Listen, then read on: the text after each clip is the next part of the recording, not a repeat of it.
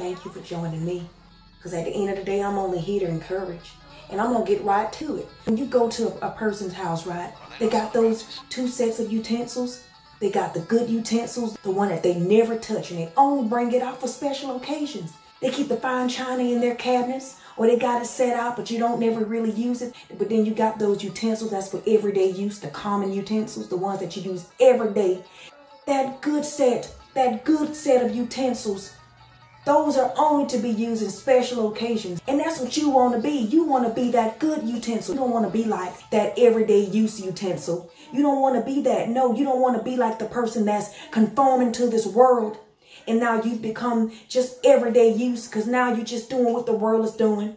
So now you've jumped on the bandwagon. You're just like everybody else. You're not special anymore. No, you don't want to be that. You want to be like that special utensil, right? That one that's only pulled out in special times. That's what you want to be. That's who you want to be to God.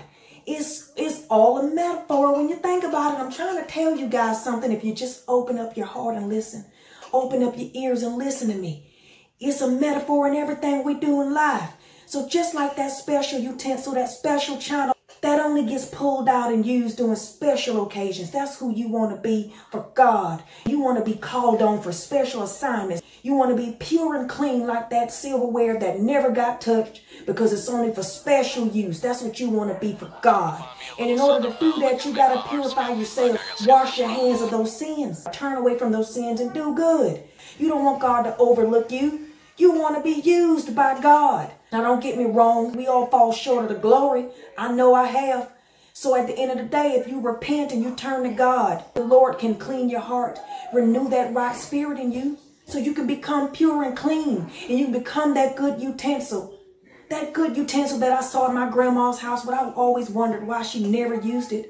She never let me use her good utensil. I remember one time I went in that cabinet and I tried to grab that good plate. My grandma popped my hand and said, "Don't you dare. Don't you dare. Put that back and you get that paper plate." I always wondered why. Now I get it. I want you to get it. That's why I'm here telling you that now. You want to be used by God for the special assignments. We all sin. I get it. But don't make a practice of sinning, which leads me to my other part. You ever thought about why we practice? Practice means you're working. You're working to become perfect. You went to practice because you wanted to be that starting point guard. You went to practice every day because you wanted to be great at what you were doing. So you had to work at it, right? Eventually, you'll see the results of being consistent when you work hard at something. And that's all the Lord wanted for you to do was work hard. Work hard at living a holy life. You think about it, practice is tough because it requires you to work hard at something, right? Practice ain't easy. Well, at least for those who really want to work hard and become great at something. But for those who like to slack off, yeah, practice is definitely easy for you guys because you just don't care. You didn't just went to practice and you just started sweating out of nowhere because you stood there. No, you sweated because you did something. You worked. And that's the same thing in life. It's a metaphor, guys. I'm trying. Ebony Country Ebb is here to explain this to you in a way that it will be easy for you to get. If you work at it, eventually you'll see the results. If you stay consistent at working hard, working at living a holy life. The Lord is going to allow you to practice. He said to work at living holy, which is the same thing when you're working at something. You're working at something to get better at it. You're working at something because you're practicing at it. And when I saw that for myself in the Word, that made me feel so much 100 times better because I knew that I wasn't perfect anyway. We weren't born perfect. No, we were born into sin. Now we got to work at it. We got to condition ourselves just like we got to train. You train, you condition, you work, you practice to become perfect and become better. So why would he use those words if he didn't mean that? It meant you got to practice and work at it. So think about it. You thought you just went to basketball practice today because you thought it was about basketball in it, because you thought you had a game coming up next week Thursday. No, it was really all because the Lord was trying to express something to you in a way that we have to understand it in our everyday lives. And he said that we could practice. We could train to be godly. Train yourself to be godly. And that's all the Lord wanted.